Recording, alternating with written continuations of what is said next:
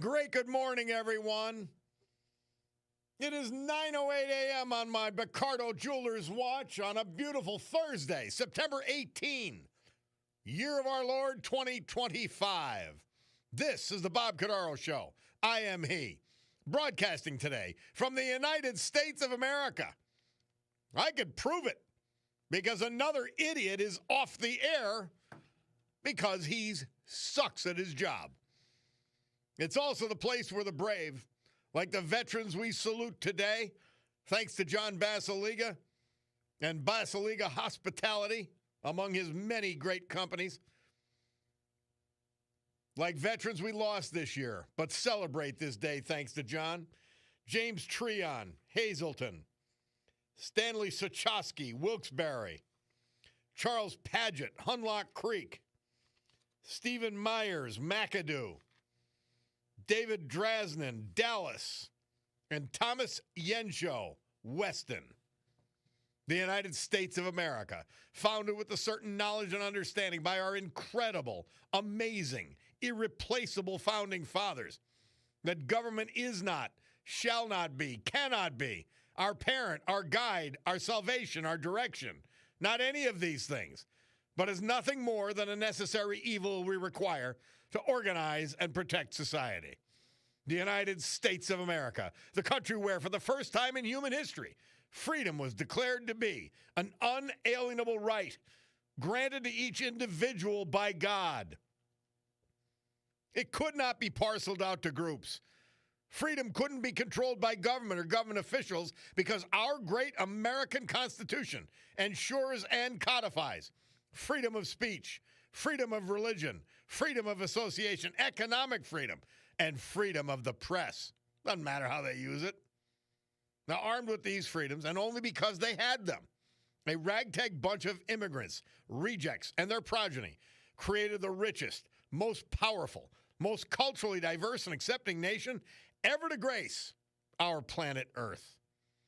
America, the only place specifically invented and designed so that every American can live their life in the manner they choose, unlimited by their background, upbringing, race, color, or creed, unhindered by the government or those who would use government to control others for their own comfort, benefit, or power. This Bob Cordaro Show, well, it'll always be convincingly conservative, lovingly logical, proudly and passionately patriotic, and reliably right. And so we gavel to order this meeting of the Club for Common Sense, promising you, because of our commitment to common sense, we will provide a sanctuary of sanity for all of you in a crazy world, in a world where you heard the Democrats. We had George W., who is an anti-Trumper, Hillary, Bill Clinton, Barack Obama, all of them talking about illegal immigrants and getting them out of here. And then you heard a panoply of fools, all Democrats, about how we're going to take care of we're not going to have any kind of violence in this country, but here's the violence we advocate. These people are sick. Please know this. Please, and I could have played more. I could have played the Senate Minority Leader, Chuck Schumer, or as Rush used to call him, Chuck U. Schumer. It could have gone on forever. These people, they're liars. They are hypocrites. And it's actually something I want to talk about in a little bit. But Murph sent something special. We're going to end the show with it, but I want to play it now. It was, and by the way, I'm not dancing on Jimmy Kimmel's grave. He'll be fine, I promise you, just like idiot Colbert. But Nexstar, this is how it happened in short order. Nexstar Group, which owns a station, maybe two, in this market, Nexstar Group, and it's founded by Perry Sook, who started his career here in Northeast Pennsylvania. Nexstar Broadcasting said, we are not going to air this fool's program. We're done. We want comedy, or we'll do something else. We'll just go in another direction with our own stations. But we're not going to listen to a scumbag like Jimmy Kimmel lying and preaching Democrat left-wing lunatic lies. We're not going to do it. And NBC quickly said, hey, this is hundreds of stations, and his ratings are in the toilet. Are we going to wait for them to pick up, or are we going to suffer the embarrassment of having dozens of our affiliates not carry Jimmy Kimmel? This is free speech, baby. This is a company acting responsibly, saying more than half of our listeners are sane, sensible people. None of them watch this clown who was lying as late as Monday about the MAGA crowd trying to pretend, by the way, that the killer of Charlie Kirk was anything other than a MAGA. I mean, these are sick, demented people. There's nothing else you could say when someone lies on national TV like that. He knows it's being recorded. So he either doesn't know any better or he doesn't care. Either way, ABC, Disney, one of the wokest corporations on the planet, disgustingly so. I told you about their mustachioed princess now. Did I say NBC? Yeah, Kimmel, ABC. They have a mustachioed princess at Disney World. Like again, there's a sickness that's overtaken Disney. But they had enough. And they said, we're not going to lose any money anymore either. That's what makes the decision. And they dump the bum. Good. Suspended indefinitely. That's how they put it. Amazing. Anyway, here's what the fight's about. It's about Charlie Kirk.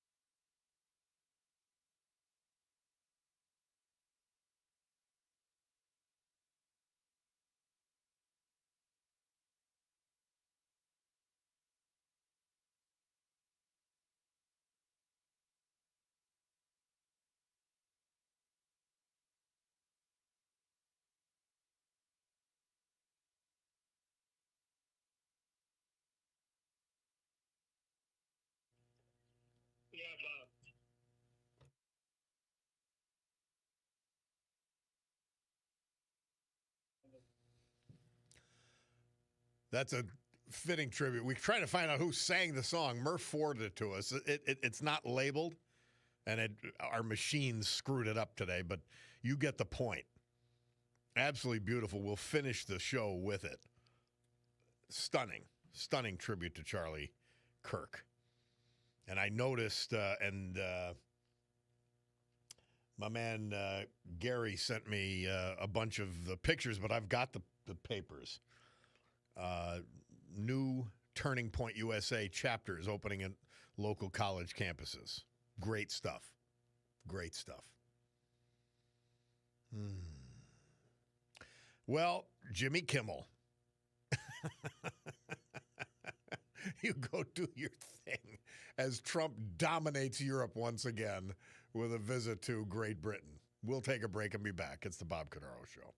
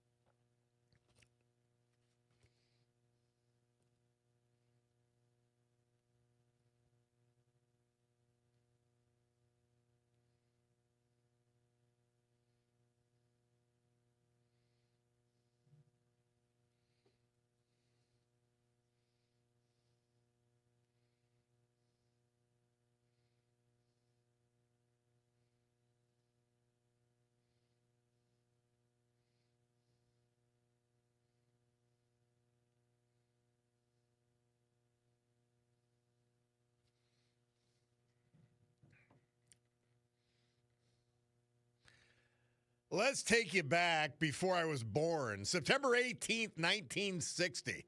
Frankie Avalon. He was given $600,000 on his 20th birthday for earnings accumulated while he was a minor. Wow. Do you know how much money that was then? Whew. Venus is the song Murph picked.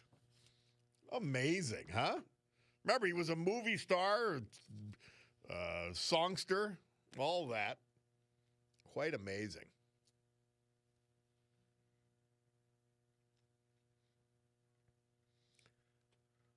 Thursday, the great men of the Scranton DPW, they picked everything up today. Said hello to Chauncey, had a bone for Chauncey. Great crew. They don't need a consultant, mayor, many names. They know what they're doing, and they get it done. Thanks, guys. And thank everybody. Everybody thank your DPW guys. They got the job done for you. Let's go to the blower. We got Jim from Wilkes-Barre. Jim, how are you? Hey, Bob. It's really good to talk to you again. I talked to you several times over the years, but Max from Mountaintop talked to you many times over the years. And so depressed that I feel such emptiness because he died August 29th. I just found out about it from his son. I just found out 2 days ago. Now, Max and I stayed in touch for over 50 years. We've been like brothers. And we stayed in touch every day. And he and I love your style, the way you pound away and hammer away and expose what the Democrats are doing. So we love your style. I hope you never quit, and I know you won't. But the thing about Max, he told me back in June he was diagnosed with nodule cancer in his throat, and he had to start going in July to get chemo once a week, radiation 5 times a week. And that was going to be until the end of August. And ironically, it didn't save him. August 29th, he passed away, and I think he suffered because I didn't hear anything from him for the last month and a half. So he must have suffered. And we stayed in touch 7 days a week. We never lost touch. Every day. This is a large dysfunctional family, and he was fun. He really was fun guy. Oh, bold, outspoken, and humorous. Yeah, he would text me. His text and his emails were even funnier. I couldn't talk. I couldn't tell the audience half of it. That's for sure. That's how he always was. He was always like that since the mid-'70s, since he and I were. He's very well educated. Yes. And exactly when you hear him on the air, that's exactly who he is. And if he was here to hear about Charlie Kirk's death, I couldn't understand why I didn't hear from him when Charlie Kirk was assassinated on September 10th. September 10th. And if he was here, he would be outraged and just as depressed as you and I are, because he and I followed Charlie Kirk so much. We love Charlie Kirk. That's sad. That is sad. It is. It's losing a family member. It really is. Jim, I'm so happy you told us about this. Because in a little bit, I would have been saying, man, why am I not hearing from Max? He would just send me these outrageous commentaries, and I just loved him. He was hilarious. He was. What he would say, how he would say it, he just made that uniqueness, just like you. You have such uniqueness. When I was on Rob O'Donnell's show yesterday afternoon, I was falling apart emotionally. I could hardly speak. I was so depressed. So I had to get strong this morning for Max. And you have 2 great callers named Max. Max from Dixon City. Yes. Great caller, fantastic person also. Yep. I don't know Max from Dixon City, but he's a great, great caller. Always on point. Well, our Max from Mountaintop will be forever remembered. Jim, I thank you so much. And you you make too, sure Bob. you make sure you keep in touch, and I appreciate you telling us about this. I sure will, Bob, because you're fantastic. There's nobody else like you. And Max and I both knew it, and we spoke about it all the time, how great Bob Cordaro is. Well, I remain beyond flattered. Beyond flattered. You expose what's happening in this country like nobody else can. You're just great. Well, Jim, thank you. I appreciate it, and I'm so happy you passed on the information to us. We can mourn our man Max from Mountaintop. Thank you. Thank you, Bob. All right. We'll take a break at that sad note. But boy, we enjoyed him. He'd send me emails, and they were just they were intelligent, but they were outrageous. I couldn't even relate half of them to you. It was just so fun. So much fun. Max from Mountaintop. We'll say a little prayer for his soul as well. Let's take a break. Bob Cordaro, WILK. We'll come back with our Veterans Tribute after this.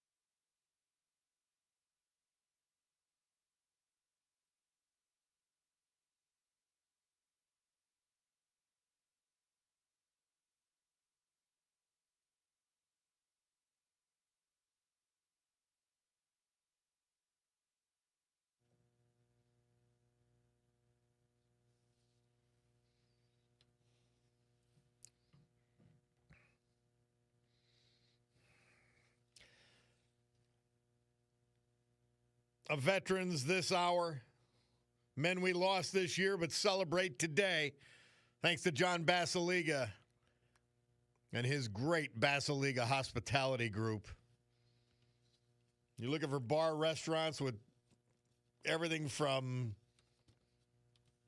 French fries to fine dining. Old Brook Inn, Springbrook Township. Far Street Tavern, the Great Trips Park section of West Scranton, and the main drag of Oliphant, Queen City Tavern. Fine dining? Yeah, we got that too. The best anywhere. I'm going beyond Northeast PA. Terra 519, downtown Scranton. Stegmeyer Mansion, downtown Wilkes-Barre. And, of course, nightclub, Sergei's Live. And the home of maybe some big Sunday football, the Scranton Art House, my favorite first-run movie theater. David Drasnin. We lost him September 14th at age 88 at his home. Graduate of Montgomery High School and West Virginia University, class of 1958. He was employed by Prudential Securities for many years, retiring in 1997 as branch manager. In his early years, he was with Bache and Company, and he had managed the Parkersburg, West Virginia, South Bend, Indiana, and Wilkes-Barre offices. Prior to Bache, Dave served in the U.S. Army, Field Artillery, 2nd Howitzer Battalion, 25th Artillery in the U.S. and Germany, discharged as a captain. A lifelong member of Kiwanis, serving as president of the Wilkes-Barre chapter. He was involved in the Red Cross blood donation program.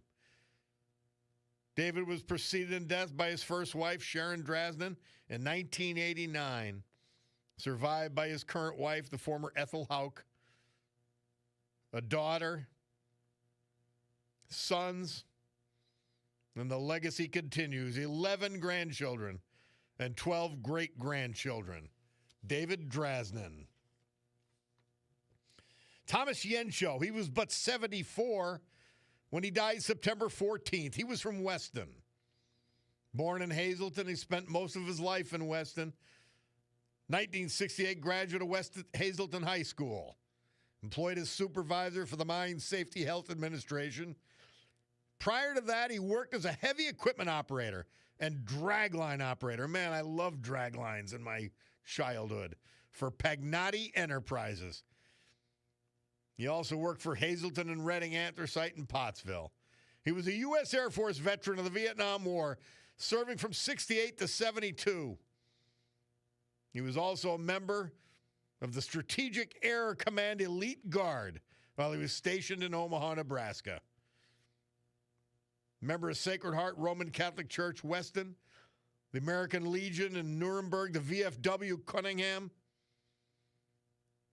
Surviving in addition to his mother, or his devoted wife, the former Patricia Tomchek. They were married in 1973. Also, a son, a granddaughter, and other family members. Thomas Yensho, our great veterans this hour, brought to you by John Basiliga and Basiliga Hospitality. From meteorologist Joe Snedeker, today morning clouds then becoming sunny. He says it's going to be 80. Now, it's only 65 outside the studios. It's going to have to become sunny for that. Tonight, partly cloudy, low 57.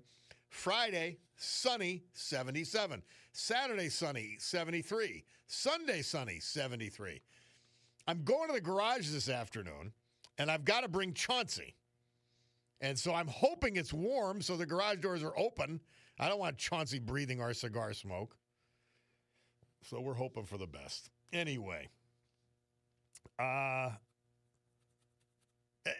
Kimmel thing, somebody texted in,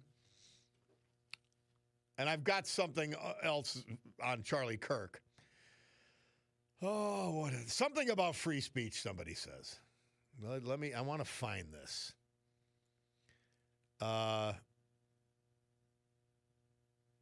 Somebody talk. Oh, something like about free speech with Jimmy Kimmel.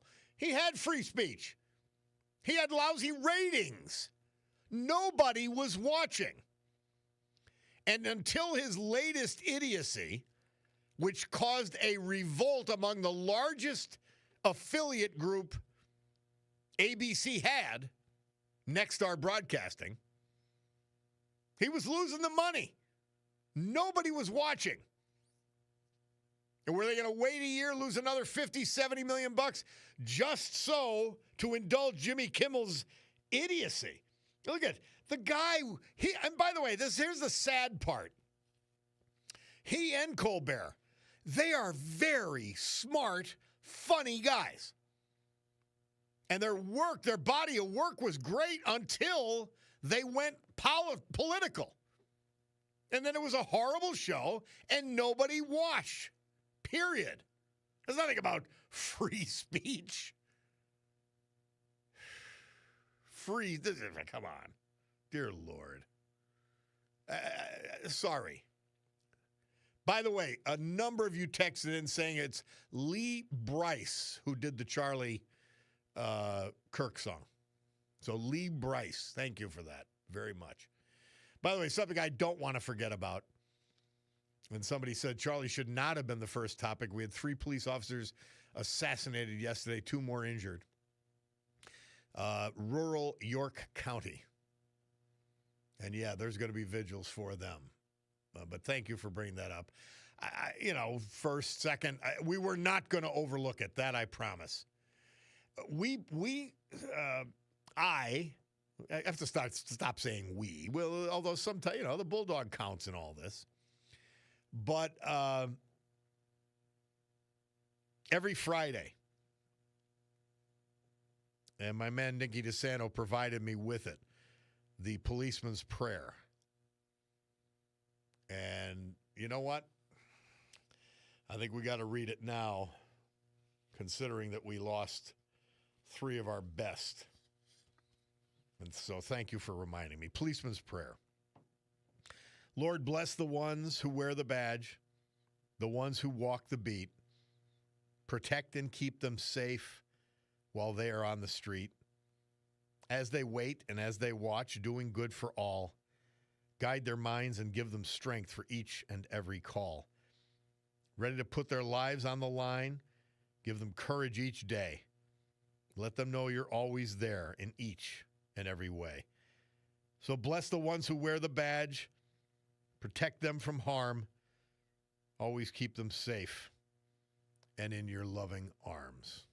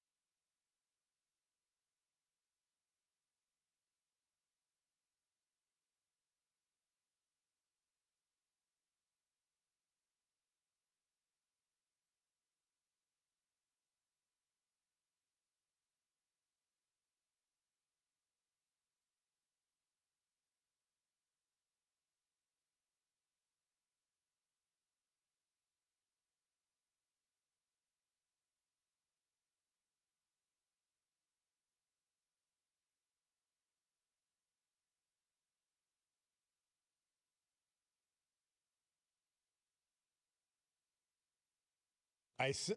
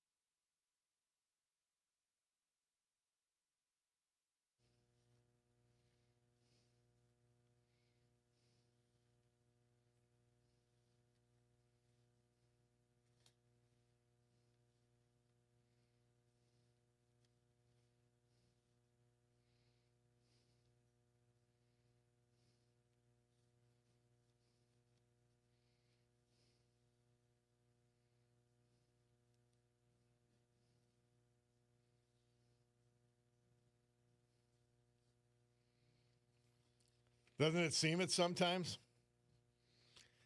Barry McGuire, Murph says he moved up to number 2 this date, 1965, with his hit, Eve of Destruction.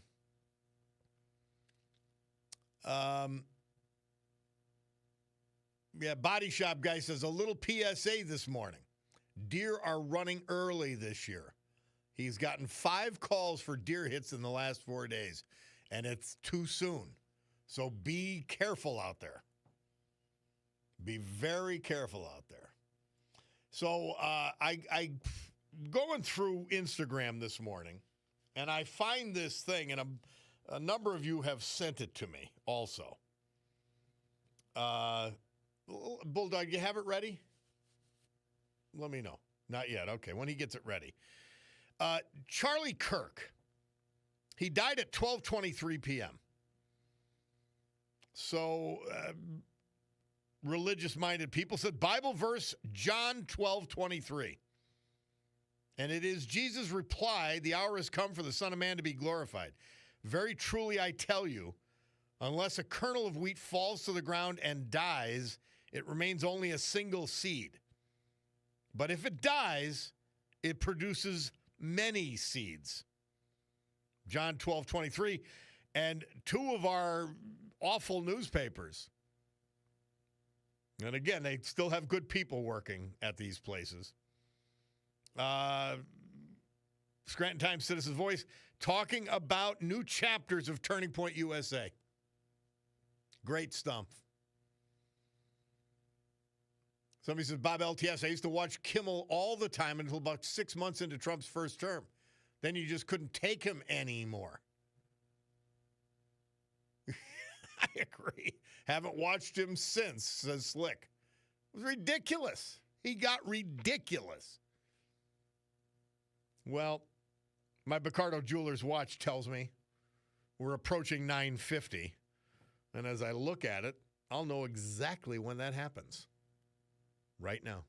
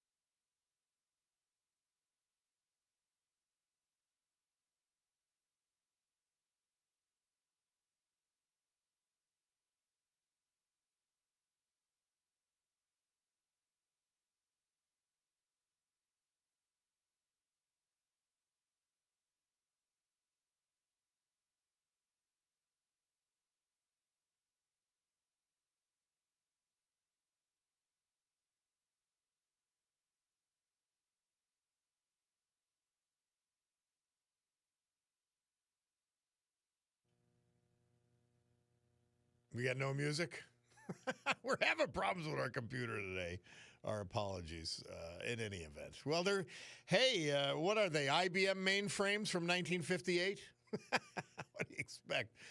On the Jimmy Kimmel thing and the free speech, because my man excavator guy, who I got to run into he and his wife at the Festa, which was very nice. He said, I'm tired of seeing all these people on the internet talking about the free speech bull.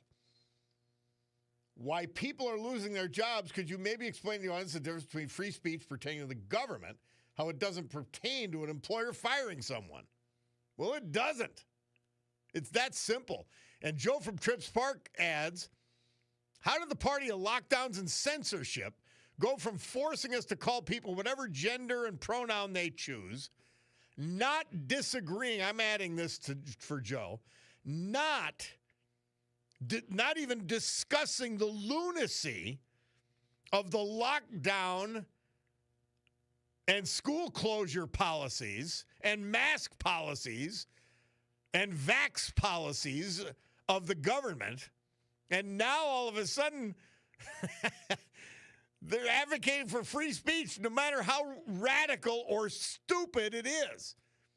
Well, let me say this. They are doing that. But here's the funny part. It had nothing to do with free speech. Somebody takes it, Bob, the same thing happened in Britain with the transgender operations on children that happened to Colbert and Kimmel. They were canceled because they were proven to have false narratives with horrible results. Bob Kimmel's another texted in. Bob Kimmel's supposed to be a comedian, not a political hack. Bring back the Johnny Carson days. Amen. Another, hey, Bob, the left doesn't like it with the shoe on the other foot now. Freedom of speech, but not freedom of consequences. And he gives me an LTS. LTS back at you. Another, Bob, I never watched Jimmy Kimmel's show. He never appealed to me, but he was a fool to tackle politics. It was a real turnoff. And then thanks me for this show. The old gal from Mountaintop. LTS back at you. Another, this is interesting point. Thank you for this.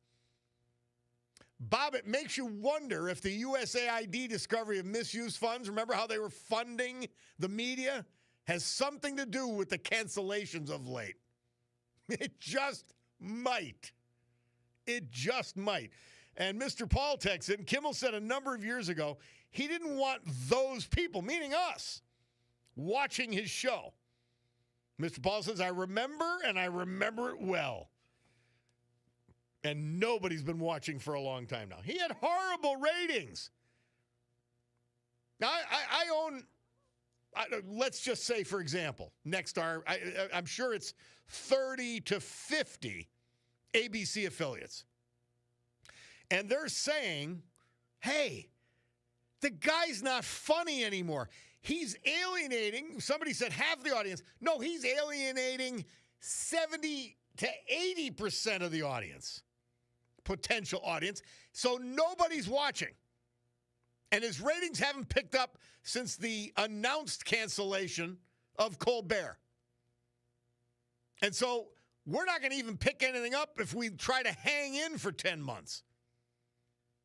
And now we're losing all these affiliates?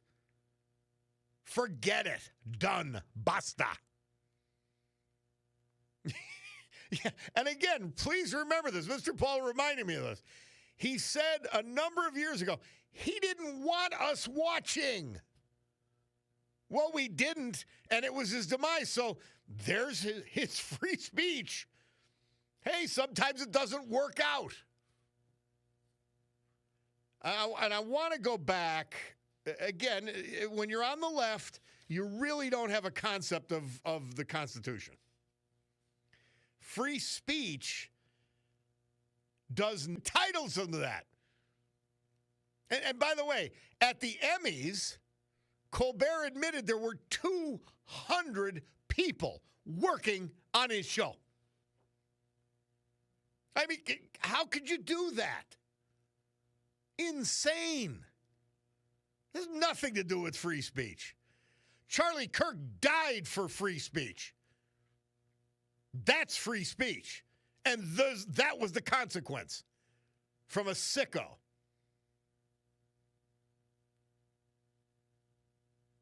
You're going to compare a guy making $25 million a year to Charlie Kirk? Please.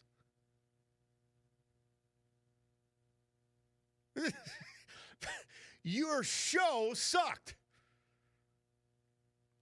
Like, there was nothing funny about it. At the beginning of his monologue, not great, but he might have learned his lesson. And by the way, when you want to take on politics, make fun of both sides. No big deal. There's a lot to make up with Trump. I was laughing yesterday. He and King Charles are walking around, and it was a windy day. They could not keep their hair in place. And, I mean, there's something funny that you could do. But no, their hatred, and I mean vile hatred for conservatives, for Trump. It went way beyond Trump, by the way. Their vile hatred ended their shows. They had the freedom to express that vile hatred. They paid the price. We'll take a break. Time for the news with Brian Hughes. We're going to come back. We got the weekend warrior. Yeah, the NFL's coming. College is coming. Football weekend is nigh. We'll be back after this. It's the Bob Cordaro Show.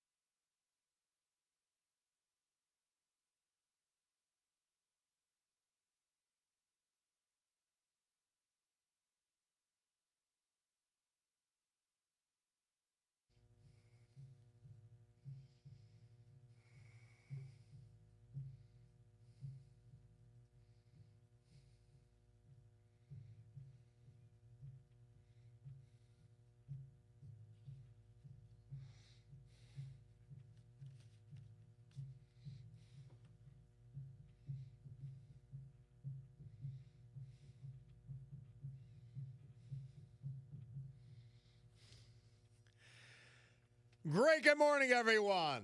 My Cordaro Jeweler's watch tells me it's 12 and change here in the great Northeast this beautiful Thursday, September 18, 2025. Danny Iannelli's birthday. Or should I say Donato. He's the owner of Sheely's along with his family.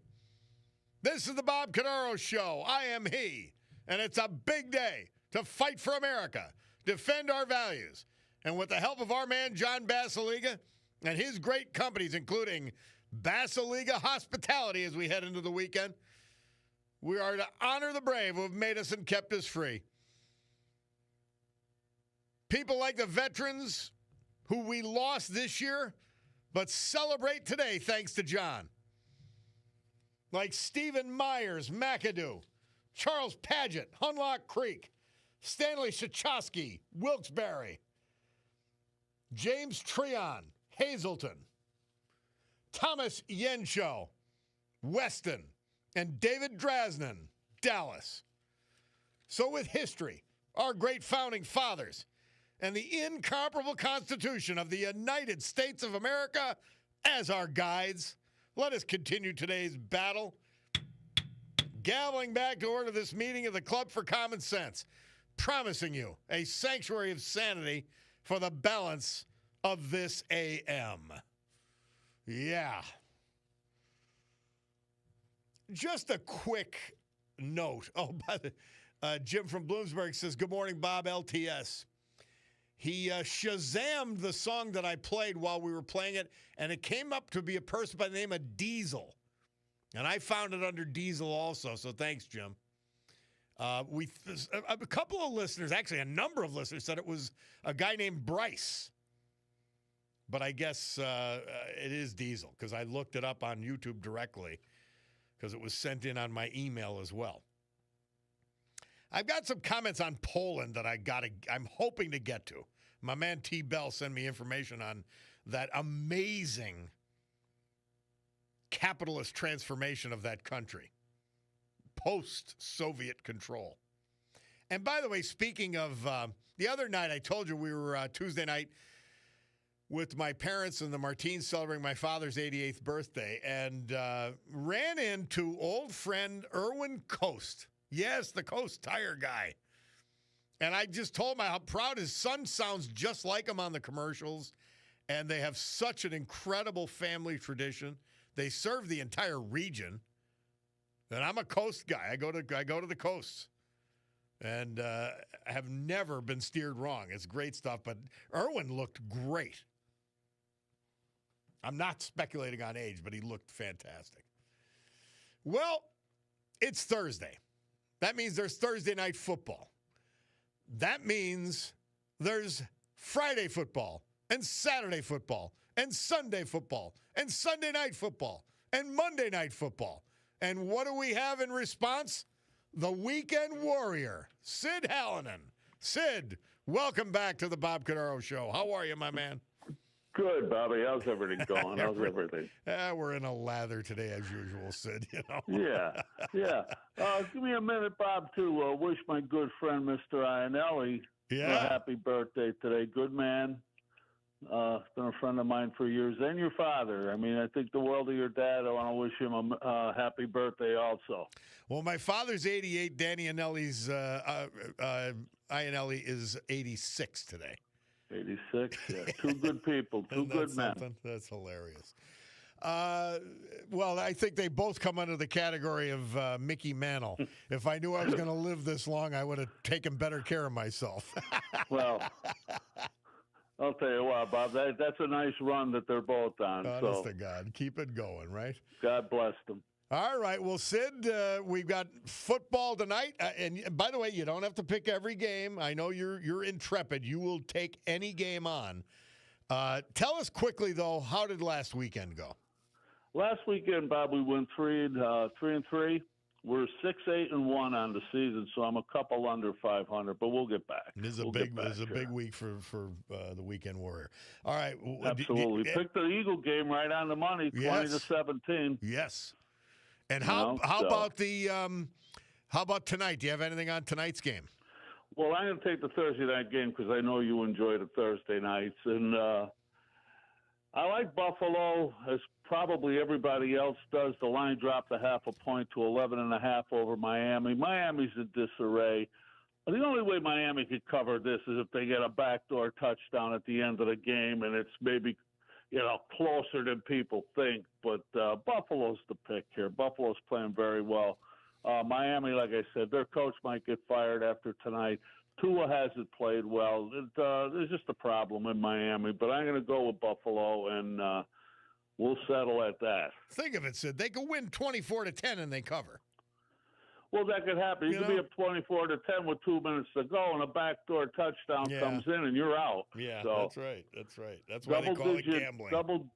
That's right. And double-digit spreads are dangerous. But I'm going to go with Buffalo with the 11.5. All right. As we head into the weekend, what do you got in college? I don't like anything in college, Bobby. There's no big games. There's nothing worth putting my reputation on the line for, I guess. Well, I told you, we were talking about it, and you agreed to it. Chet Parlavecchio told us 2 Mondays in a row. He said, with this NIL and the transfer portal, nobody knows who anybody is at this point. Well, yeah, Bob, he hit that right on the head, and it's still more and more people I talk to that get into this are starting to feel the same way. It's awful hard to pick college right now until the bigger games start rolling around, and then you'll get itchy, and I know I'll take something. But all right, we go right to the pros on Sunday then. What do you got, my man? I'm going to take Green Bay -7 over Cleveland. Green Bay right now, I think, is the first 2 weeks of the season, but I think they're the best team in the league right now. They're balanced on both sides of the ball. Their defense is outstanding. Cleveland is Cleveland. I think that line is kind of generous with 7, so we're going to take Green Bay -7 over Cleveland. Okay. I like Indy with the emergence of Daniel Jones, -4.5 over Tennessee. Tennessee's 0-2, but they've played hard in their first 2 games. Indy is better than people think, and if Jones continues to quarterback the way he has in the first 2 games, it's not only going to make the New York Giant fans sick, but he'll have this team in contention. So I like Indianapolis -4.5 over Tennessee. Now, Sid, I've always said this, and you can observe it in so many cases, and I think, although it's only the beginning of the season, but Daniel Jones being, all right, he's got the physical tools. There's no doubt about it. If he finds the right system, which he just may have, he's going to be a quality quarterback. But it's about systems. It's about systems. Shane Steichen, he was the Eagles' offensive coordinator when they went to the Super Bowl the first time against Kansas City. Helped big time in developing Jalen Hurts. So he's like the quarterback whisperer out there in Indianapolis. And look for big things to happen, especially if they get by this game. They'll go 3-0, and the sky's the limit for Indy. Yeah. What else we got? I like Denver as a home underdog against San Diego. Everybody's jumping on the San Diego bandwagon. They are very good. Denver's 1-1 and really hasn't put together a good game yet. I think Denver's going to go to San Diego and possibly pull the upset, but I'm going to take them as an underdog +3. Okay. Continue, my man. Continue. And the last one I have for you is Monday Night Football, Baltimore Ravens and the Detroit Lions. I'm going to take the Baltimore Ravens -4 over Detroit.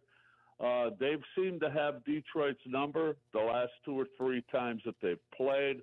Lamar Jackson is, he's on another planet right now. The first 2 games, he's played awful well. Even though Detroit put up 52 last week, I'm going to take Baltimore. I like Baltimore in the regular season all the time until they get to the playoffs. It seems like a different story. But I'm going to take the Ravens -4 over the Lions. That's a marquee game. That'll be fun to watch. Oh yeah, that's a good one. Are the Eagles off this week? I hear no Eagles. No, the Eagles are playing. I've learned one thing, Bob, about when you're taking games, gambling, or just even picking them. Don't bet with your heart. I love the Eagles Sunday. I don't like the 3.5. Okay. I don't like that half a point. Okay. Who are they playing? They have the Rams at home, and if you Okay. remember last year's game with the Rams, and the Rams still continue to think they should have won that game. The Rams are good. The Rams are good, and I like the Eagles to win, but I don't like that 3.5. All right. Okay, I don't like the half a point, Bob. We're staying away from that. So we got Buffalo, Green Bay, Indy, Denver, and the Ravens. And the Ravens. Good picks for the week, Sid. And a good friend of yours told me to say hello, Francis X. Cranick. Our school So make sure he's a listener of the Weekend Warrior and yourself, and he told me, he said, tell Bob I said hello. That was your center in the St. Anthony Hawks. That's right, You and him were side by side. Oh, I'm happy you mentioned him. Thank you so much. Sid Hallinan, Weekend Warrior. Another week of intrepid picks by Sid. Pick. All right, Bobby. Have a good weekend, Thank Sid. you. We'll talk to you next week. You too, Bobby. Thank you. We'll take a break. It's the Bob Cordaro Show.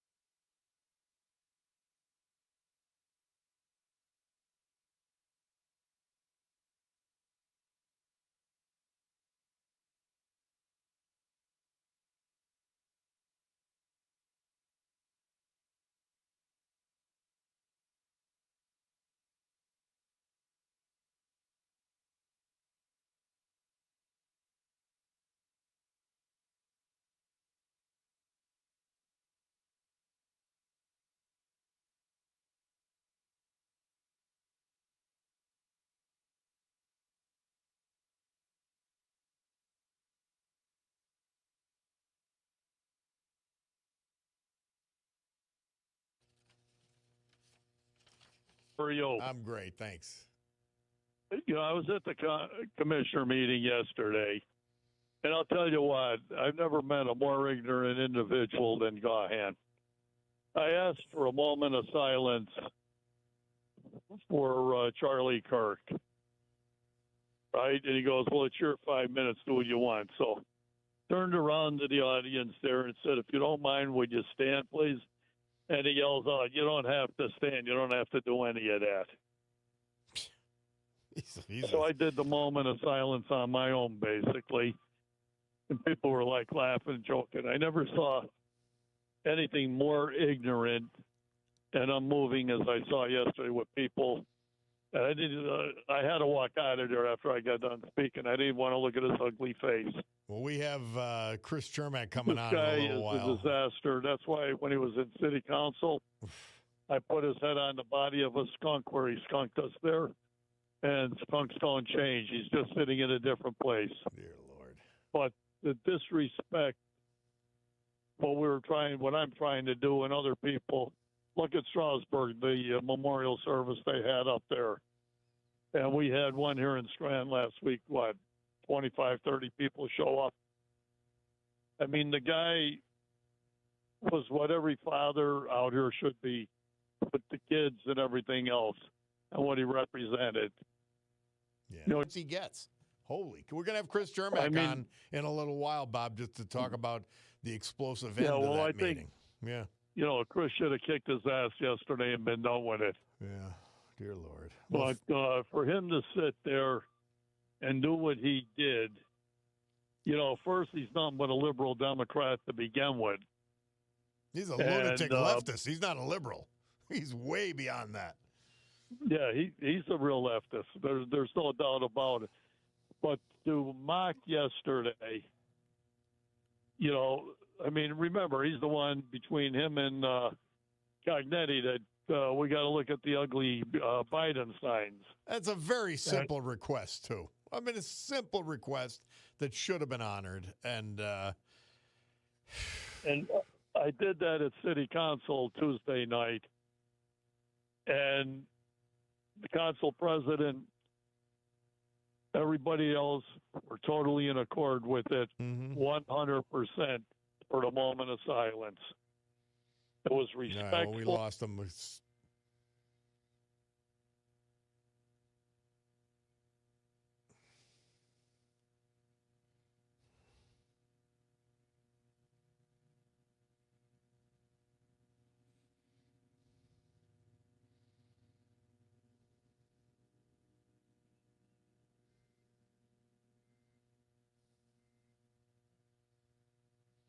All right, well, we lost Bob. He got his point across. Bill Gahan, the Democrat lunatic left commissioner, is refusing to honor Charlie Kirk from a request from a taxpayer. What a disgrace. Absolute disgrace. Hey, we got to take a break. Bob Cordaro, WILK. We'll do that. And we're going to come back. We've got a veterans tribute. We've got the weather. We've got much, much more on the Bob Cordaro Show.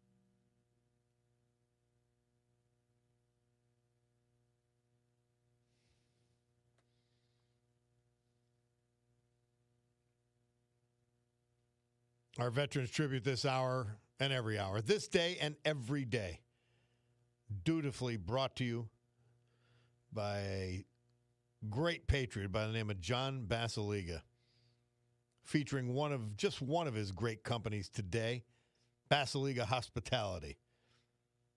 3 bar restaurants, different sections of Lackawanna County. The Old Brook Inn, 307 Springbrook Township. The Far Street Tavern, West Scranton. Queen City Tavern, Main Drag of Oliphant. From bar food to steaks, seafood, events, all 3 of them are outstanding. And then, for events and the finest of fine dining, the most amazing of atmospheres, the Terra 519 downtown Scranton, and the Stegmeyer Mansion downtown Wilkes-Barre. Guess what? Tonight's Thursday. Sergei's, the nightclub. No cover. Check it out. Jammed every weekend. Stephen Myers, McAdoo. We lost him July 17th. He was born in Hazleton. He was a proud Vietnam veteran, serving us in the United States Marine Corps. He was Roman Catholic. Employed for 38 years at Consolidated Cigar and then at Altatus USA, Inc. in McAdoo. His family says Stephen was a friendly and a kind man. He enjoyed chatting with friends and neighbors on his daily walks. He will be missed by many. Preceding him in death, his wife, Mary T. Laser Myers, a sister, Betty Ann, surviving a sister, Sandra, brothers Michael and David, and many nieces and nephews. Stephen Myers. Charles Paget. He died September 12th. He was 78 years old, from Hunlock Creek and Kingsland, Georgia. Born in Lockport, New York. Due to his father's occupation and later his own, he resided in over 30 places, cities across the United States. Graduate of East Anchorage High School, Anchorage, Alaska. Chuck enlisted with the U.S. Marine Corps and served his country for 4 years with the Marines. He served in Vietnam, receiving various commendations for combat. Honorably discharged in 1971. After military service, Chuck continued his education, a Bachelor of Science degree in Industrial Management, minor in accounting from East Carolina University, Greenville, North Carolina.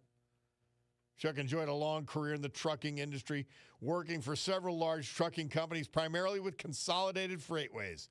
Terminal manager, retiring as labor relations executive. Chuck had a beautiful singing voice, quick wit, fighting spirit. Surviving his wife, the former Sandra Tolarski, with whom he recently celebrated 45 years of marriage. Also surviving his children and his grandchildren. Charles Paget. Our great veterans, brought to you by John Basiliga and Basiliga Hospitality. It's the weekend. Think Basiliga Hospitality. Storm Tracker 16 forecast from meteorologist Joe Snedeker. What's Sned say? Today, morning clouds, then becoming sunny, high 80. It has creeped up to 71 degrees. Tonight, partly cloudy, low 57. Friday, sunny, 77. Saturday, sunny, 73. Sunday, sunny, 73. I don't think I'm going to go back to the Wizards for just that little bird poop on Big Lou. I don't know. I don't think it's worth it. I'll wait with this clear weather report. Well, we had Bob Bolas give us a primer on Bill Gaughan's latest antics. And on the phone now is County Commissioner Chris Chermak, who Good morning, Bob. had a bit of an explosive conclusion to the meeting yesterday. Hi, Chris. Well, Unfortunately, but fortunately, I don't know, however you want to look at it, but you can only be pushed so far, I guess. Well, what set you off yesterday?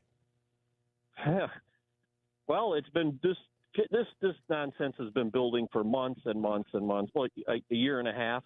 But yesterday, just the total disrespect that Bill Gaughan has for everyone in the audience and how he treated, people get 5 minutes to speak what they want. Bob Bolus gets 5 minutes, and instead of just letting him do what he wants to do and say what he needs to say, at the end, he counts down the last 10 seconds, over-talking Bob. You're kidding. And you are says, kidding me. He says, Happy New Year, and then says, sit down. I mean, it's just, this guy, he's the number, he is absolutely, Bill Gaughan is absolutely the number one hated person in Lackawanna County. He's destroying the county financially. The morale in the county building is I've never seen it as low. Everybody's either retiring or leaving. You can't get new people. It's a disgrace. And now his budget that he jammed down everyone's throat last year of a 33% tax increase. Now we're looking at maybe a $5 or $6 million shortfall, and it's out of control. And then he starts try to make fools out of my budget committee. I have CPAs. The one person is a graduate of Harvard University with a master's degree in governmental finance. I mean, these are intelligent, smart, financial people that know exactly what they're doing and, help me figure out things with this budget. And they do it at no charge. They do it because they want to help. So I flipped my lid yesterday, probably said some things I shouldn't have said, but I doubt I'm telling you, I'm sure you would have had a lot more to say than I did. There were things I think there are things you have to say. He's lost his mind somewhere. Well, it's out of control, and this whole thing with the election is a fiasco, and he just wants a yes person. He obviously doesn't want Chet Murley. He certainly didn't want Brenda Sacco. He doesn't probably want Tom Welby, but he wants a person like, he tried to get Max Conway to do it. I think he's smartened up and stepped away, and now he's got that young kid from Jessup, the Capolini kid. So, I don't know. I don't care who the voters pick, but it better be somebody that wants to do things right and start working for the people here in Lackawanna County. I can't do it by myself. I try, and I just hit stone walls, and I'm sick and tired of it. Chris Chermak, Lackawanna County Commissioner, is our guest. Are there Republicans running for this office as well? We have Chet Murley is running he's from the Peckville area. Okay. He's the nephew of the great Gino Murley. He's not only a good friend of mine, he's retired from the big gas company. He's a smart person. He knows budgets. People like him. Great and guy. He gets along. And Democrats like him. He's a great guy. So he's a qualified person. So, hey, I think this whole system has been – they twisted it inside out, upside down. I think the process is not proper, but if that's what they want to do, I'm hoping that the Republican gets elected. That would be there's no other way to change course. If Chet Murley's not elected to serve with you, if it's somebody else, Bill Gaughan's going to continue to run the county into the ground. I mean, that's really the only alternative. Well, it doesn't have far to go. And I'm working very closely, which I think irritates him to no end, but I'm working very closely with Dave Balzoni. Dave Balzoni does a good job for me. He knows what's going on. He's trying everything he can do, but he's limited what he can do. But, he's got his heart in the right place. We're trying to figure this out. He's willing to work with my budget team, and believe me, we're only trying to help. We're trying to find solutions. That's all we're trying to do. So, I'm hoping that we come up with some solutions, and I think we will. Well, the arrogance, the attitude, the left-wing lunacy, it's all hallmarks of the guy who's using Billy Billy Gaughan as his sock puppet, Pat McKenna, the former left-wing lunatic editorial writer for the Scranton Times. Well, I'm sure, and I questioned these. He pulls these scripts. Everything is scripted. Everything he says is scripted. He pulls them out of a binder. Yep. Well, I'm thinking, and that's what I questioned yesterday. I said, who writes these things? This is insanity. But, Pat and McKenna. then we're arguing about the reassessment. The reassessment is a debacle. I don't care what anybody else thinks. I can tell you the figures are wrong. The many of the appraisals are incorrect. Commercial, industrial properties are so far out of whack. Our good friend John Basiligas, the numbers that he was quoted are insanity.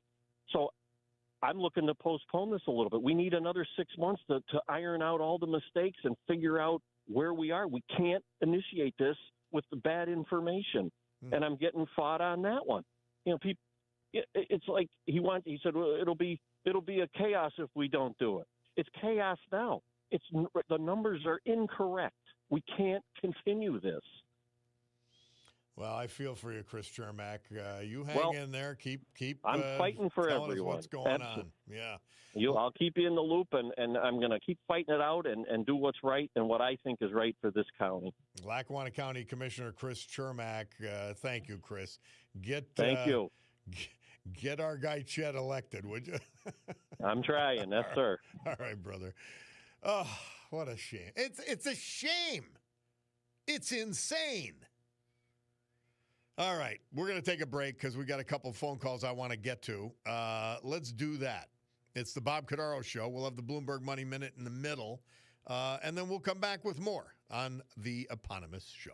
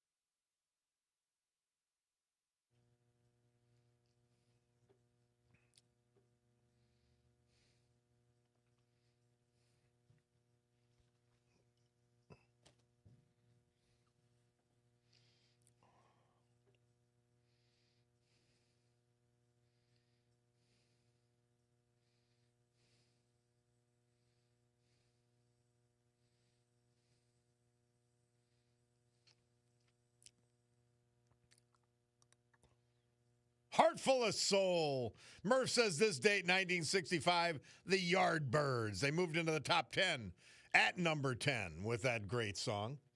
Bob Cordaro back. Let's get right to the phones. We got people patiently waiting. Bill, how are you?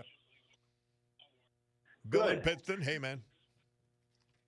Bob, every man can make a difference and every man should try. That's John F. Kennedy. I call these different politicians and stuff. I got so fed up with Kimmel. I called Talkback 16 and I said, put on your big pants, fire Kimmel. He's divisive, he lies, and he's advocating destruction and death. And I hate to say this, but I'll tell you what, if you guys don't pay attention to this, maybe it's time we boycott your products. I hope it doesn't come to that. And I know it won't be on your broadcast. I don't expect that, but somebody has to read this.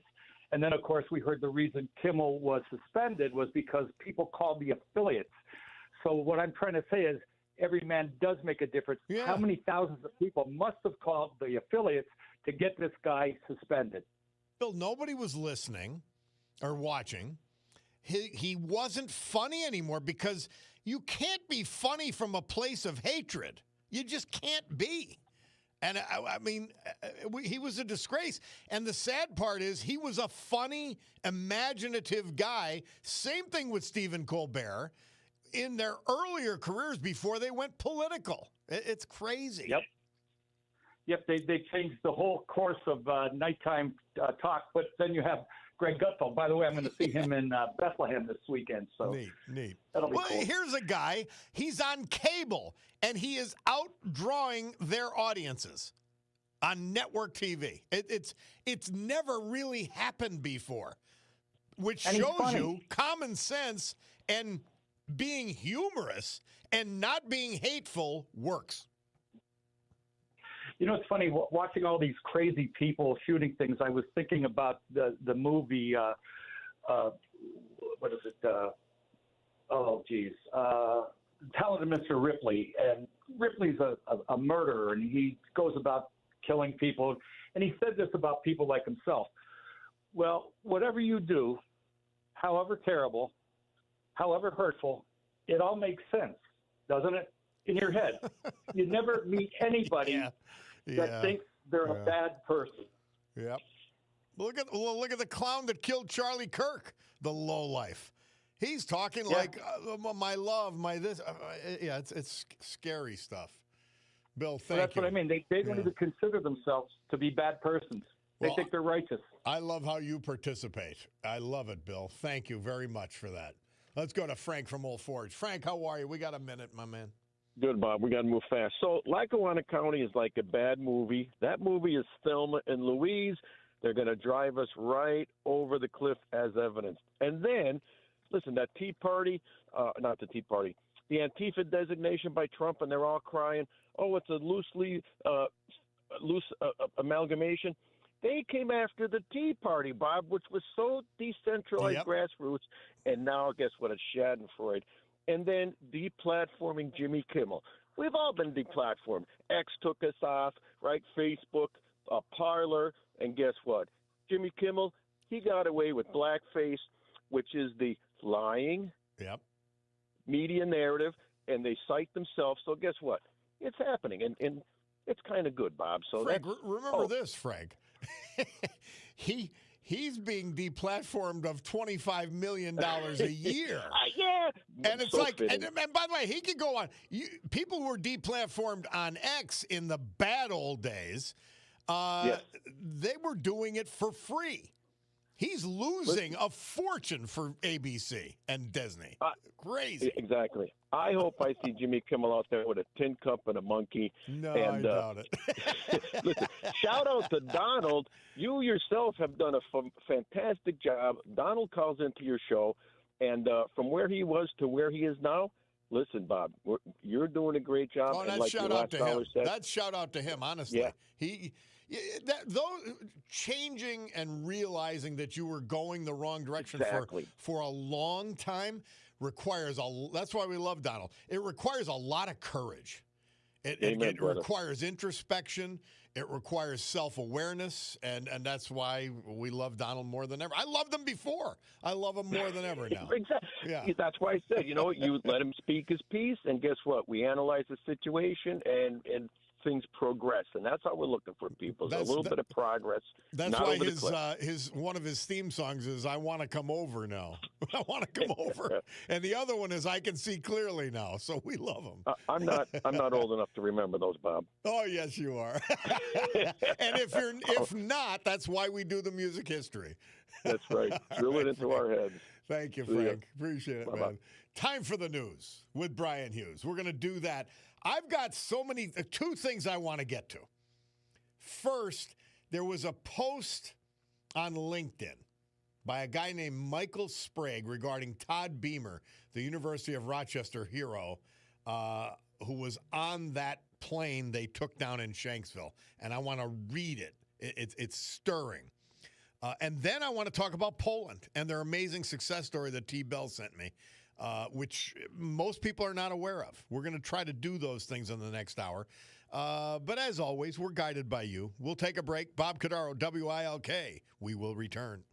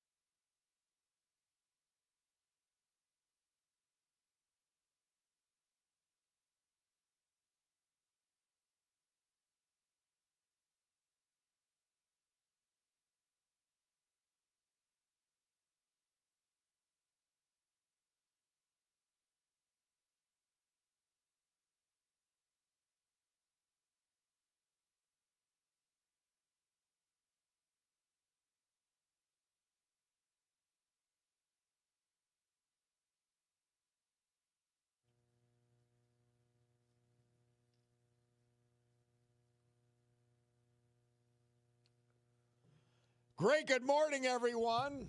My Cordaro Jewelers watch tells me it's 11:09 and change here in the great Northeast. This beautiful Thursday, September 18, 2025. This is the Bob Cordaro Show. I am he, and it's a big day to fight for America, defend our values, and with the help of our man John Basiliga and just one of his great companies, Basiliga Hospitality, to honor the brave who have made us and kept us free. People like veterans we've lost this year, but celebrate today, thanks to John. Like Charles Paget, Hunlock Creek, Stephen Myers, McAdoo, Thomas Yencho, Weston, David Drasnan, Dallas, Stanley Suchowski, Wilkes-Barre, and James Treon, Hazleton. So with history, our great founding fathers, and the incomparable Constitution of the United States of America as our guides, let us continue today's battle. Gaveling to order this meeting of the Club for Common Sense after that brief news adjournment, promising you that our commitment to common sense will, for the balance of this hour, well, it'll provide a sanctuary of sanity for you. You can bathe in it, you can luxuriate in it, but you can certainly enjoy it no matter what. Well, there's a new book. It's called The Golden Thread, History of the Western Tradition. It's what we talk about every day.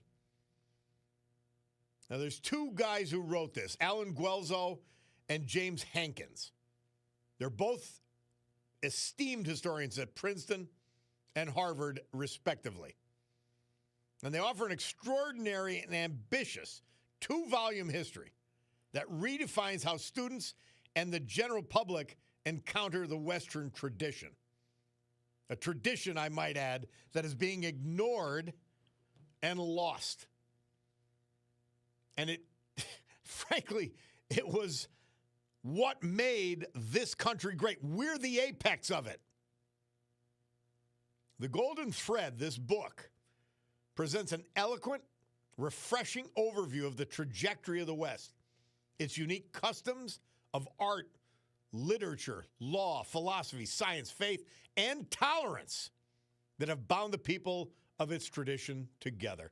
Ancient Greeks to the Romans, to medieval Christendom, Europe, and finally the modern world in America.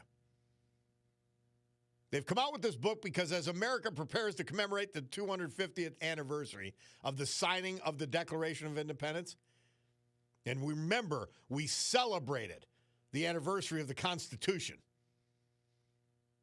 they're asking the question, do Americans adequately understand our own history or the inspiring 3,000-year-old Western tradition that gave rise to our nation? Well, one of these co-authors is with us, James Hankins, Harvard University. Mr. Hankins, welcome to the Bob Cordaro Show. How are you? I am just terrific this morning. I can see that you're in good voice. Oh, I'm in a lather over this book. I absolutely love it. I love what you're doing. We try to do it in our corner of the world every day, pointing out the greatness of Western civilization. Of course, it's human condition. We have our flaws.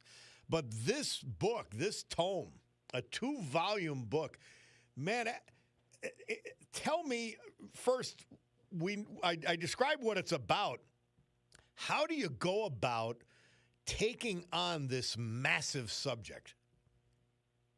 Well, I've been teaching Western Civ my entire life, my entire teaching career of 40 years at Harvard, so it's not that foreign to me. Yeah.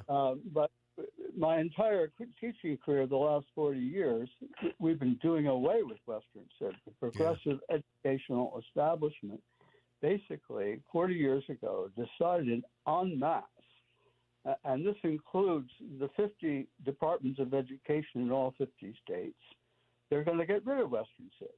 And they're going to do global history instead, or they'll do no history instead. So the result is that we have no Western Civ being taught in the schools anymore. It used to be it was for hundreds of years, actually, going back to 18th century America. Everyone was taught the history of Greece and Rome and the medieval world and Europe. That was part of everyone's education. And they just threw it all away 40 years ago. And surprise, surprise, we suddenly wake up and find that people hate the Western tradition because they don't know anything about it, right? Yeah. They're absolutely about it. All So right. anyway, the project of the book that Al and I wrote, and we've been friends for a long time. Al and I have been friends since middle school, right? High school. How about that? So, yeah. So we're really close on this and aligned. But the idea of this book is to bring back the study of Western Civ, and especially for the classical school movement and classical charters and homeschoolers. That's the audience of it. Because I don't think that the unionized public schools are going to buy this book, right? It's not doing their narrative. But we want the Americans who want to learn about their tradition. And you rightly say that America is is a continuation and the summit of the Western tradition. But you're not going to understand America unless you understand the Western tradition. So that's why we wrote the book. How do we solve this? You've taken a monster step because this had to be a lot of, it was a lot of work to put this 2-volume history together. How can we preserve it? It was a ton of work, and I don't want to take all the credit for myself. I wrote the text, but people in Encounter Books, I don't know if you've seen the book, but it's absolutely gorgeous. There's 800 illustrations, almost all of them in color, and maps, and timelines, and text, and all sorts of stuff in this book. I think if people just read the book, they would be immunized against the really terrible stories that are being told about the West today. If you don't know anything about Western Civ, if you don't have teachers teaching it and students learning it, the left is free to misrepresent the West.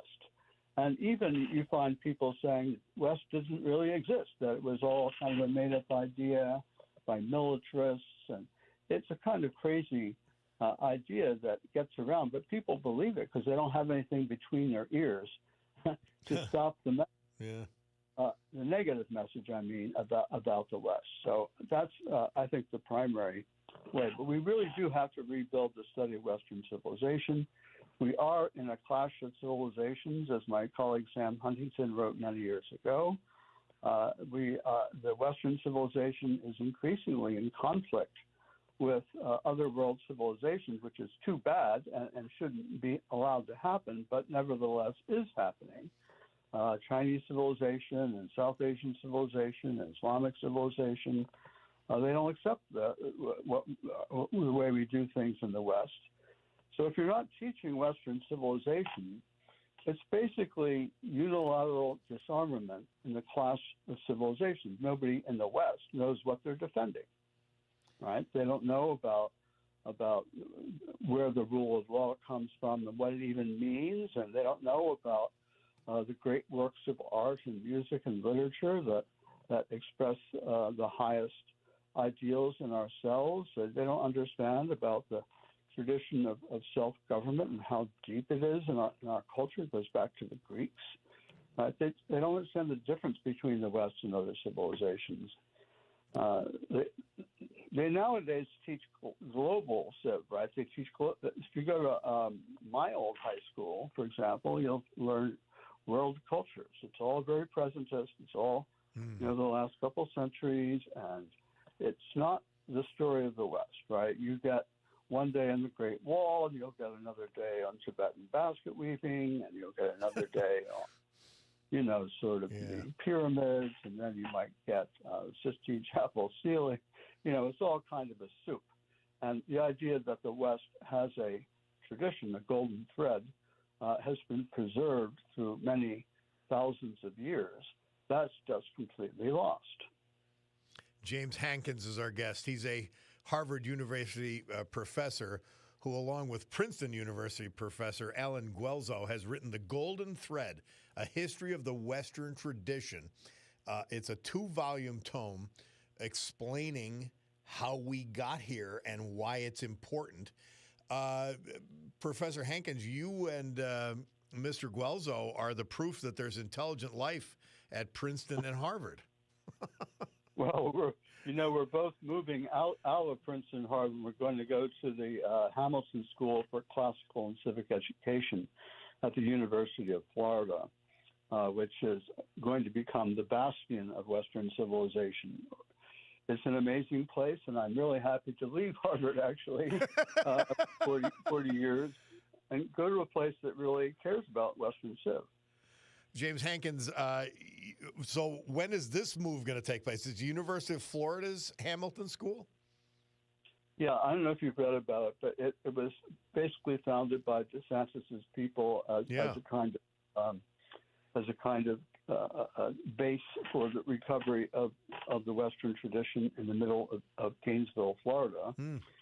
But they've hired 50 people in 3 years. It's absolutely amazing. It's unprecedented. Harvard could hire 3 people in 50 years. Right? I mean, our department hasn't hired a new senior Western historian since 2007. I mean, the Harvard History Department. Yeah. The Western Civ at University of Florida is being taught by 24 people. And they're all young, they're all bright, they're all, extremely keen. So if I were wanting to study the Western tradition, I wouldn't go to Harvard or Princeton. I would go to University of Florida at Gainesville and go with the Hamilton School. Amen to that. Well, named after one of my heroes. I always point out a book. In fact, yesterday being the celebration of the anniversary of the Constitution, Joseph Ellis wrote the quartet regarding the founding and development of our Constitution, and I praise that book. This is a great book. Yeah, this is another book that I think has got to be, and I love that you did it because you're establishing this as foundational for everything that's going to get taught at University of Florida, the golden thread.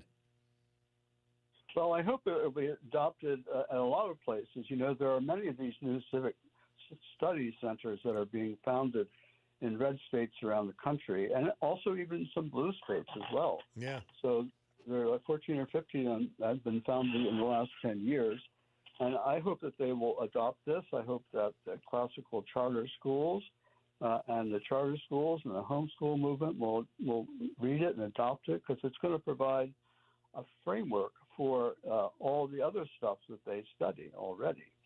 If you want to study Western art or music or literature or philosophy, you need a kind of narrative framework to see where everything fits. And that's what we're trying to provide in this book. James Hankins is our guest. He is the co-author, along with Alan Guelzo, of a book called The Golden Thread, A History of the Western Tradition. You couldn't come up with a more important book at a more important time, at a more critical time. We've got to have you back on again, because we can maybe take components of this, and I mean anytime you'd like. You get in touch through Stephen Manfredi, and we'll do it. The question I have is, how does the Western tradition compete with civilizations or traditions like the Islamic tradition when we are tolerant and actually give them the rope to hang ourselves? How do we fight this? Well, the first thing is we've got to be aware of what's at stake and what we're in danger of losing, right? Because we have a tradition of tolerance, and actually goes back to antiquity. It goes back to the Greeks and the Romans. They would call it moderate government, right? Allowing a certain freedom of opinion within limits. But so that's the first thing. We understand that tolerance is not only a long tradition, but something that's been vital to our flourishing. Mm-hmm. So then when people make – I was reading – I don't know if you read the story this morning about the mayor of Dearborn, Michigan, yes, trying to tell Christians there that they're unwelcome because they're not happy about the muezzin being played in the streets. So muezzin's in Arabic, but it includes the phrase Allahu Akbar, right? Dear Lord. Which is what all the terrorists shout when they're about to blow something up. So I can see why people would be uncomfortable with that. But we have to be tolerant. It does not mean we have to abandon a public square to religions and to traditions that are not ours. We have the right to insist that ours be included, at least. That's part of the tolerance, right? And this is the Islamists, and I don't say the Muslim religion writ large, Right. but the Islamists are completely antithetical to the Western tradition. Yeah, and that's been true since the start. I mean, the thing that Muhammad and his armies most hated were the Romans. They got on quite well with the Jews actually at the beginning, and with Christians, but they really hated Romans. So that is a major part of our tradition. That's where we get our laws from and our Republican traditions from. So people have to be aware of this. They have to understand that Islam as a religion is a wonderful religion in many ways. I think it has a civilization attached to it, the way Christianity has a civilization attached to it, or informs the civilization. But it's not ours. It's different, and they have different rules about everything. And it's difficult for us to absorb a Sharia-based civilization in our society. It's happening in other places, and there's so many mayors in the UK who are Islamic, and they want to introduce Sharia law into the local courts, and Canada does this too. They have, at least in some provinces, they have allow people to settle their issues by Sharia law. So we just can't let that happen. I'm sorry, it's not in the American tradition. Oh, an amazing book at the right time. The Golden Thread, A History of the Western Tradition by Alan Guelzo and the gentleman we have the honor of speaking with, James Hankins. Mr. Hankins, we appreciate it very much. I'll get in touch with Mr. Manfredi. I'm telling you, anytime you want to come on to take specific portions of your book on for our limited segments, and we could even extend them longer. I'm in. This is so important. It's so critical. In fact, when I started this show about 4 years ago, we have something we call Monday Musings, and we started with Western civilization. Its birth, its arguable birth in Egyptian tradition, going around the Horn of the Mediterranean and eventually getting here to, in my view, the apex, the United States of America. So this subject is very critical to us as Americans, and I believe to the people here in Northeast Pennsylvania. Appreciate it. Yeah. Well, I'm a Pennsylvanian myself, so I feel at home in your show, and I will talk to Steve. We'll maybe set up something else. I would love it. I would absolutely love it. Thank you so much, Mr. Hankins. I appreciate it. Again, the book is The Golden Thread, A History of the Western Tradition. It's an academic tome, but it is critical. It's important, and the timing is just right. Thank you again, sir. Thank you for having me on, Steve. All right. We'll take a break. Bob Cordaro, WILK. We will return.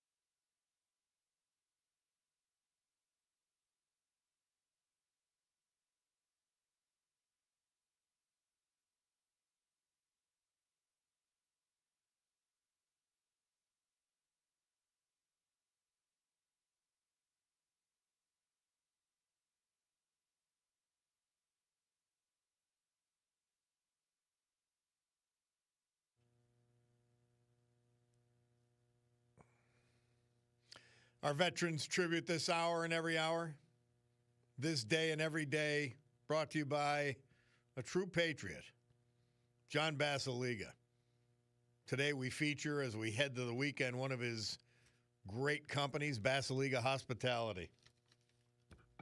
Looking for anything from the finest of fine dining to just great bar food and company. Old Brook Inn, 307, Springbrook Township. Far Street Tavern, West Scranton. Queens City Tavern, Main Drag, Oliphant. The class of dining in Northeast Pennsylvania and beyond. Atera 519, downtown Scranton. The Mary Stegmeyer Mansion, downtown Wilkes-Barre. And guess what? Tonight is no cover at Sergei's, the nightclub, 519 Linden Street, Scranton. And we got great movies playing all weekend at the Scranton Art House, Lackawanna Avenue. Stanley Suchowski, Wilkes-Barre. We lost him September 10th. He was born in that city. Tragically, as a youth, he was preceded in death by his infant brother, Robert. Stanley graduated from the great Coughlin High School and honorably served this country in the United States Navy. He wasn't done sailing because after this service, he worked on the Great Lakes as a merchant marine. Think Edmund Fitzgerald. He returned home and worked for many years at Atwater Silk Mill in Plymouth until retirement. Stanley was a humble servant and faithful member of Saints Peter and Paul Parish in Plains. His sisters, their spouses survive him, including a number of nieces and nephews. Stanley Suchowski. James Treon. He died September 10th. He was 72. He was from Hazleton. Born and raised in that city. He remained a lifelong resident of the area. He was a graduate of West Hazleton High School and continued his education at Penn State Hazleton. He proudly served this country in the U.S. Navy, 1971 to 1973. Before retiring, he was employed as an information technology manager with the Cargill Corporation. After retirement, he wasn't done yet. He enjoyed working at Tennyson Auto Parts. A familiar face around town. You could see him at Carmen's Bakery or walking the Laurel Mall, saying hello, giving out candy. Left to treasure his memory are his loving daughter, Jessica, her fiance, his brothers, stepbrother, stepsister. Also surviving are his beloved grandchildren. James Treon. Our great veterans this hour brought to you by John Basiliga and Basiliga Hospitality. Storm Tracker 16 forecast from meteorologist Joe Snedeker. He tells us today, morning clouds, then becoming sunny, high 80. It's 74 outside the studios now. Tonight, partly cloudy, low 57. Friday, sunny, 77. Saturday, sunny, 73. Sunday, sunny, 73. Oh, gorgeous fall weather.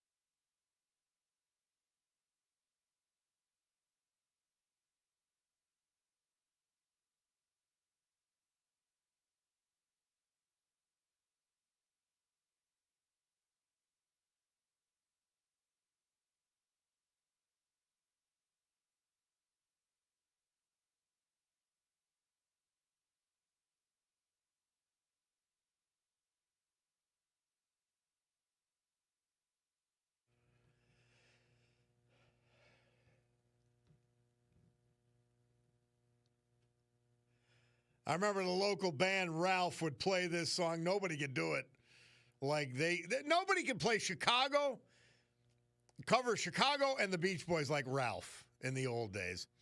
But this date, 1967, Murph tells us, the Beach Boys. They released their 12th album, Smiley Smile. I like that. Good Vibrations, the song he chose from that album. Bob Cordaro back with you here on WILK. Let's go to Joe from Berwick quickly. Hey, Joe. Hello, Bob. Well, listen, I called in, and you're right on topic with what I'm calling in about.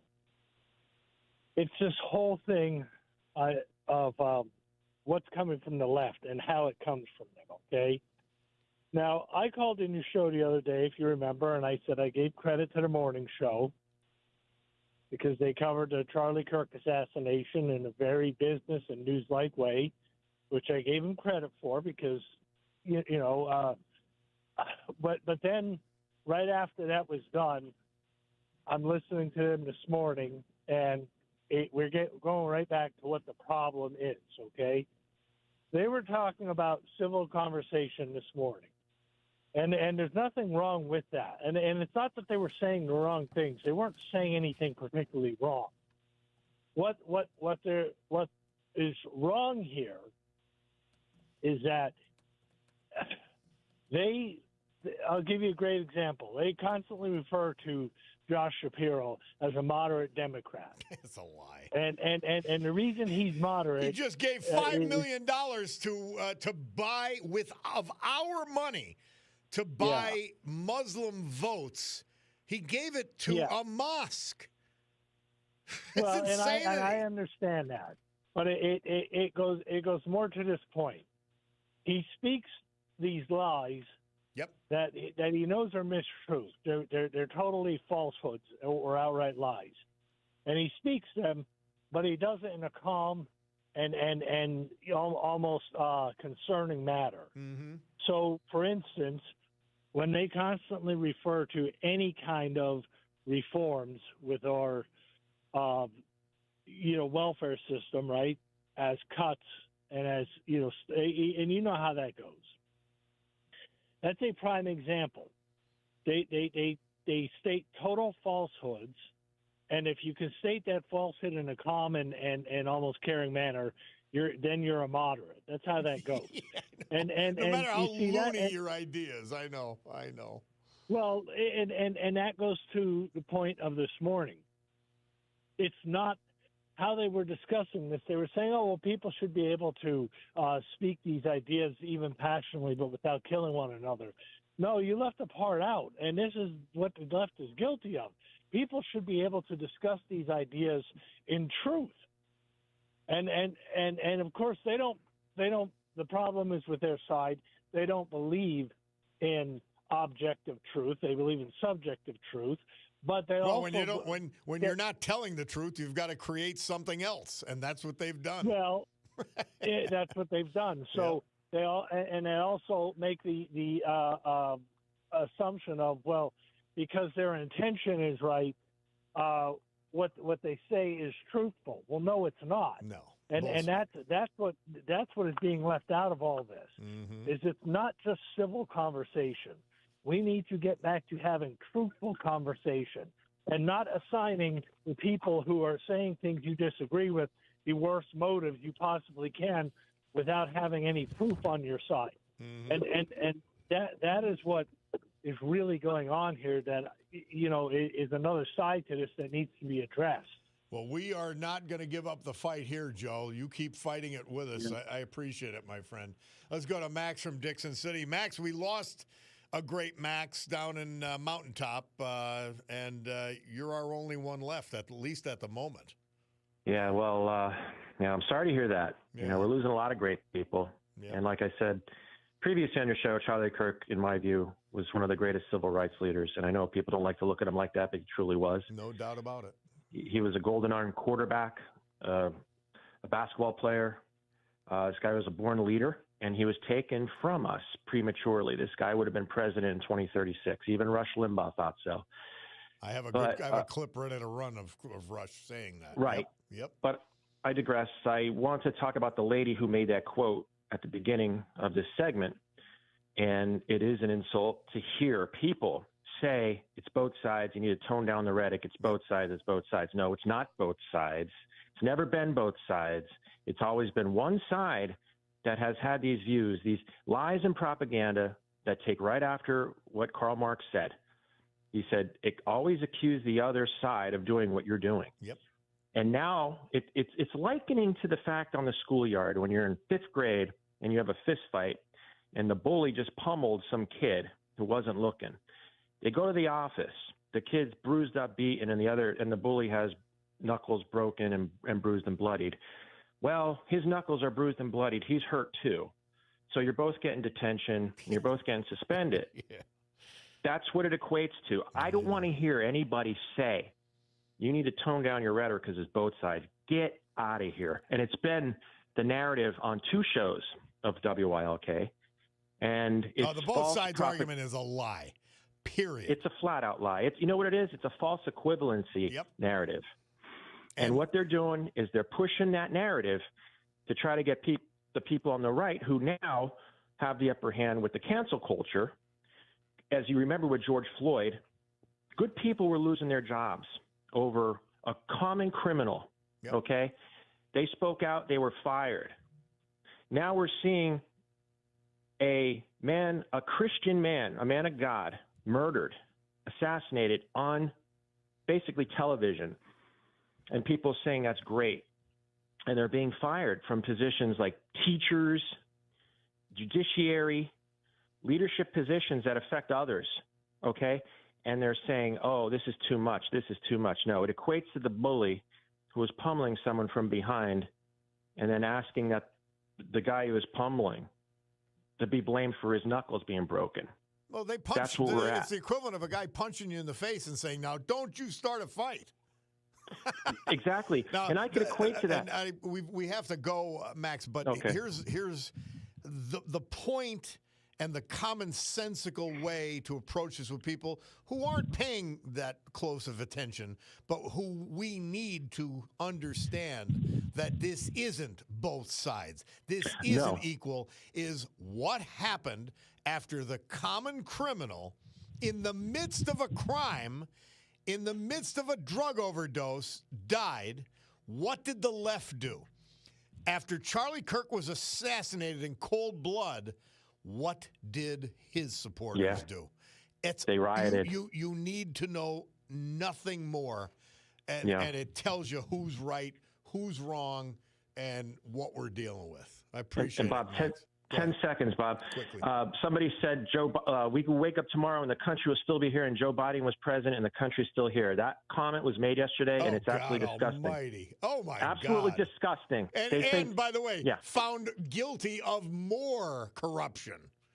Right. It destroyed the country. It really did. If another 4 years of that, we would be underwater. It would be done. Yes. Thank you, Max. Thank you. Appreciate it always. We've got to take a break. Bob Cordaro, WILK. We've got the Bloomberg Money Minute in the middle here. And then we'll come back and wrap things up. It's the Bob Cordaro Show.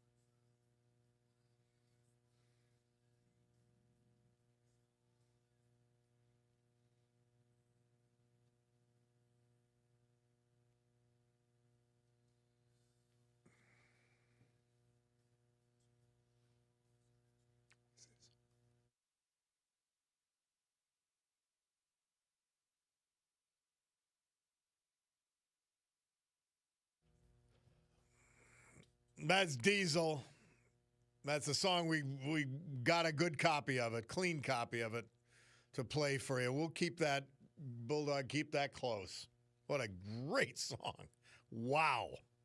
We're gonna finish with something completely different because on this date, 1970, 27-year-old rock legend Jimi Hendrix, he died of an overdose of sleeping pills, pronounced dead at St. Mary's Abbott's Hospital in London.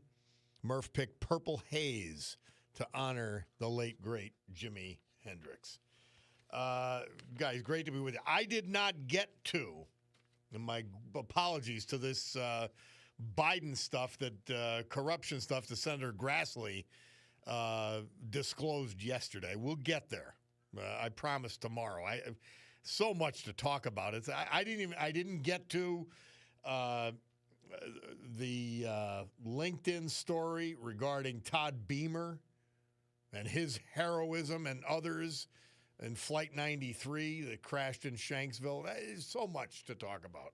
Off the charts what we got to deal with. I do hope you enjoyed today because, man, we're fighting the fight.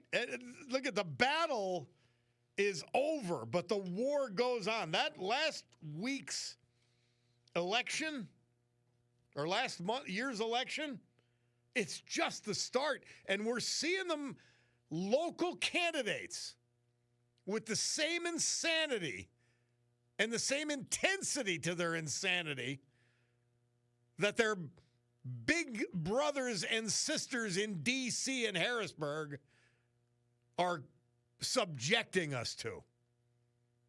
We are not going to step down. We are not going to step back. And we are going to continue to call out the truth. Man, I got to get to this Polish miracle as well, hopefully tomorrow. We're going to have a guest, Kalen Reese, Washington Examiner, tomorrow. He's going to talk about Tyler Robinson and the Charlie Kirk murder. We're going to talk about the Department of Justice investigation of Turning Point USA and Charlie Kirk. And we're going to talk about Jeff Zients, the old chief of staff. Remember, he was the COVID czar on top of all of that.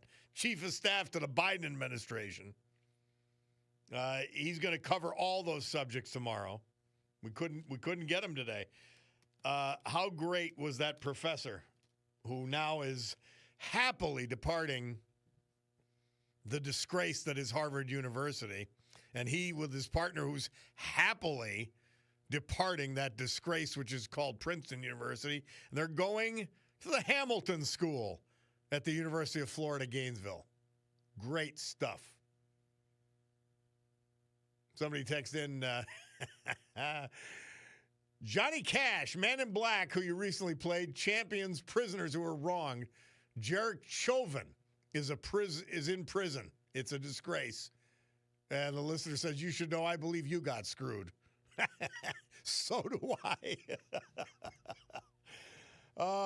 Guys, great to be with you. You know that. I love it. I love it every day. It gets me out of the crib, even though I love to sleep.